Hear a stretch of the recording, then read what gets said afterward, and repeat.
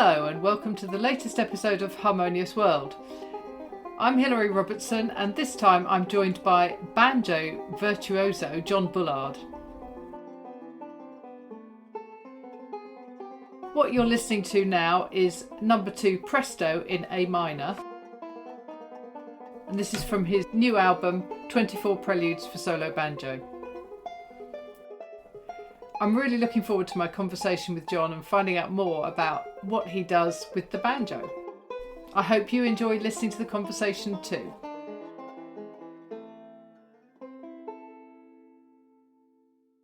Hello, John.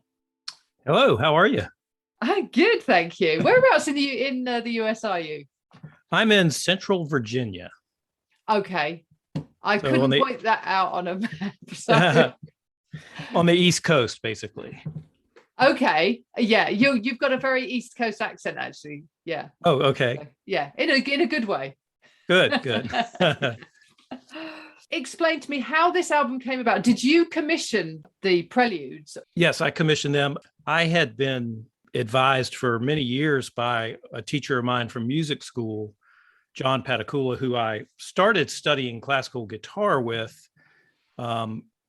But I had been playing banjo since I was, 12 or 13 years old. And eventually I ended up getting into this classical banjo thing. And I ditched the guitar and started taking my banjo to my lessons with John. But John had always told me that I would eventually need to commission new works for the banjo and not rely only on transcriptions of older works. And of course, he referenced Segovia having done that. And so he was always urging me to commission works. And I had commissioned a couple of things, earlier that didn't really work out musically or weren't maybe totally playable on the instrument. But so I was kind of back to the drawing board, and Adam and I had crossed paths at music school at Virginia Commonwealth University, which is in Richmond. And so John suggested that I contact Adam. So I did. And we ended up, Adam pretty quickly came to the idea of doing a cycle of 24 preludes. And I thought that was a great idea. Yeah, and they work really well. It is a cycle. It's very clearly a collection of preludes that all work together. Yeah. And, we're following a pattern. We of course we start in C major, which Bach started in C major with a well-tempered clavier. So we decided to start in C major, and we played the C major prelude, and then we went to its relative minor, and then we went up a whole step, and we repeated that pattern through these 12. And then for volume 2, we're actually going to change the pattern a bit so that we start with the relative minor and then play its relative major and kind of go a little bit that way. And that ends up where the last prelude will be in G major, which is the sort of the home key for the banjo. That's interesting. Yeah. So we have that mapped out. So that's the logic behind the pattern of the preludes. Right. Okay. And so when were they written? When did this all start? Well, it was about 2018 that we got started, and Adam really actually, came up with a lot of these first 12 preludes fairly quickly. He had sort of a real fruitful time composing, and so I was getting preludes left and right, and then we recorded an EP of just the first 6 preludes back in, I think it was 2019. And then I sort of, based on that, decided to change my strategy for actually recording and engineering the preludes. And so I went back and re-recorded the first 6 and the next 6 to make up volume 1. I recorded these in an old church near my home, so that we could use not only a couple of close mics on the instrument, but a room mic to capture some natural room reverberation, which for a solo recording, I think that's kind of important. Yeah, there is definitely a resonance about the recording, which is lovely. Yeah, and that's this antebellum church with nice wooden floors and a tall ceiling. And yeah, wow, that must have been great. Yeah. Can you talk to me? So this is obviously volume 1, Right. and then we're expecting volume 2, and you're going to record them in a different order, which is quite interesting. Right. Yeah. Right. So you end up back where I understand the cycle. Yeah. Yeah. Well, C major, C major is sort of the home key for all music, and the piano's home key with no sharps or flats. But for the banjo, particularly the way I learned to play, which was in the bluegrass realm, and the playing of Earl Scruggs and that kind of thing, the banjo is actually tuned to a G chord. The notes are D, G, B, and D. So it's really an open G chord. And so the easiest playing for the banjo, its home key is G major. So we thought it would be interesting to end up in G major. And so it's kind of interesting to start in C major, since it's the musical home key, and then end up in G major, which is the banjo home key. Yeah, I think that's a great concept. Yeah. I love that. And the way that the two albums will then sit together. Right. Yeah, very good. Where did the album artwork come from? I found an artist, I think I got her name from a friend, Kimberly Glider, and I just reached out to her and asked her about, I had seen her artwork online and really liked it, and reached out to her, and she was agreeable, and we worked together, and I thought she did a really great job with the album cover. I wanted it to be interesting, but also not too serious. Yeah, I don't think the banjo should take itself too seriously. And I think the album cover really captures that spirit. It does, and it's a very kind of, as you say, bluegrass banjo. It's not a modern, what we think of as a modern shape banjo. Right. Well, it's the type of banjo that's used in bluegrass and that kind of thing. The other type of banjo you might run into would be what's called a tenor banjo or a 4-string banjo. My banjo, the bluegrass style banjo, has 5 strings, and it has that short 5th string, which is like a drone string on it. And then tenor or plectrum banjos only have 4 strings. They don't have that drone string, and those are tended to be played with a flat pick or a plectrum. Right. As opposed to picked with the fingers. Yeah, very good. So can you tell me a little bit about your background? How, musically and, everything else, really? Well, my dad was a guitar player, not professional. He just, would sit down occasionally and sing some songs and play the guitar. So there was always a guitar around, kind of leaning in the corner. And I guess I was probably messing around with the guitar some, but then when I was about 12 or 13, I heard dueling banjos on the radio, and about the same time I also heard Earl Scruggs playing the Ballad of Jed Clampett on the TV show, and also he was his playing was featured in the theme to Bonnie and Clyde, that movie, which was actually his tune, Foggy Mountain Breakdown. So those things kind of happened at the same time for me. And I just, decided I absolutely had to learn how to do that.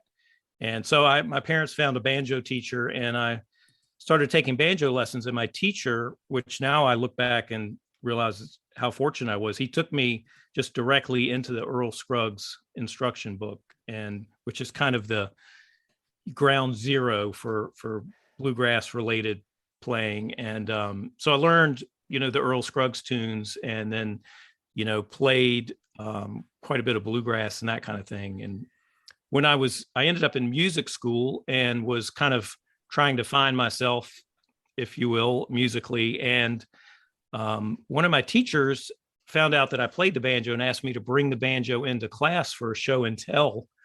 And so at the end of class, I played a couple of bluegrass tunes, and I was putting the banjo away, and the teacher came up and kind of tapped me on the shoulder and said, "Have you ever thought about playing any Renaissance or Baroque music on the banjo? Because to me, it sounds so much like a lute or a harpsichord." Yeah. And so that's what got me going on this whole classical banjo idea. Yeah, and it is fascinating because it sounds right when it's playing classical, those sort of things. But also this modern music is very modern, but it's also got it harks back, doesn't it, to that? It does. That you can't escape with a banjo. You cannot escape that raw pluck sound that, to me, always brings up images of Baroque and Renaissance music, which is that lutes and harpsichords and viols and that kind of thing. It's that kind of earthy pluck sound. And so, yeah, even though we're playing this new music and it's some of it's very modern sounding, it still has that earthy pluck to it, which kind of gives it a grounding, I think. Yeah, I'm just thinking, I wonder if that's where, when we talk about people being plucky, I wonder if that's where it comes from, that kind of, there's something down to earth, but sort of positive about it. Maybe it is. Yeah, who knows? I should have to look that up. Yeah. So, John, can I ask you how your lockdown was? Well, one thing that came out is I actually got almost all this recording done during the pandemic. So that was a good thing that came out of it. And, I played a fair amount as far as performances during the pandemic, but, mostly they were a lot of pre-recorded concerts where I just in my house recorded it, or there were several times where I played to an empty concert hall and they recorded it or streamed it. A lot of really bizarre things like that. Like to me, that was very odd. And to play to an empty room or to record yourself and pretend that you're talking to a group of people or something, it's very weird. So I'm glad that that's coming to a close, and it's been great to get back out in front of live audiences. It's just, you can't beat that, for listening and experiencing and for playing for both sides of the relationship. It's just an essential part. Yes, I started this podcast when I was sort of in lockdown and not able to go to gigs, and my last gig was on the 9th, I think, of March 2020. Right. And the idea that I wouldn't be going to another gig, was just seemed alien to me. Yeah. And so I started having these conversations with musicians, and so many people were saying, "Oh yes, I'm doing live things," and either, as you say, either pre-records or we then started being able to go back into a venue without any people or with just a few people. Yeah. And we've always, I think the thing about musicians is we make the best out of whatever situation we're in. Yes. But we're all happy that we're getting back as audiences and as musicians. I agree. It's a sort of our natural habitat, is to be among people. And I think, musicians the music industry and musicians in particular were just really slammed by the pandemic because, it relies on groups of people getting together as performers, as audiences, and performers with audiences. And so it was very traumatic and very scary, I think, for people to have that thought kind of run across their brain that, whoa, what if we can't ever do this again? It was a very scary thought. So I think in some ways, maybe it was a good reminder to really appreciate this art form that we have.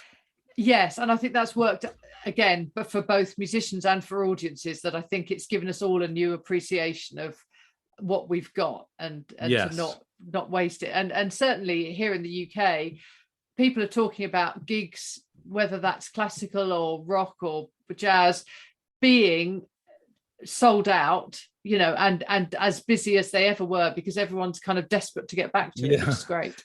Yeah, there's a lot of pent up energy to go hear some music. Absolutely. Yeah. definitely. So what does the future hold? What have you got coming up?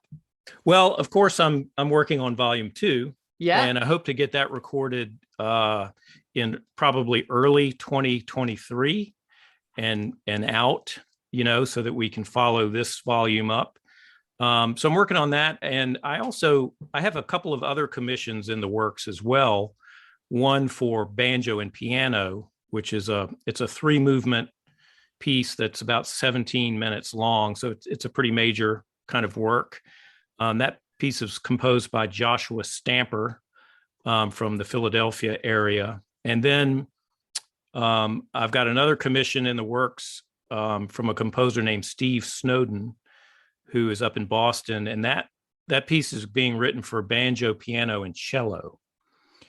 So, a lot of new music to work on, which is kind of scary because, it takes a lot of work to kind of go through a piece and make sure it's playable and work out the bugs and stuff. But I'm excited about all those pieces. And then, my real passion, I think, that I'm always working on in the background is more Bach. I love Bach, and I've got plans for an all Bach recording as well.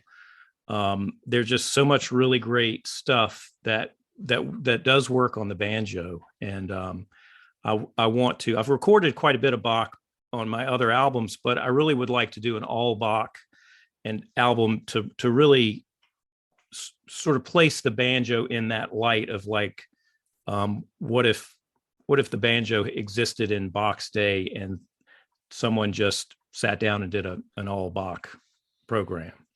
Brilliant. Sounds wonderful. Look forward to that. Well, thank you very much for your time. I really appreciate it, John. Thank you. I'm glad to be here. Great stuff. Okay. So and I hope to see you when volume 2 comes around. Definitely. Let's make a date to do that.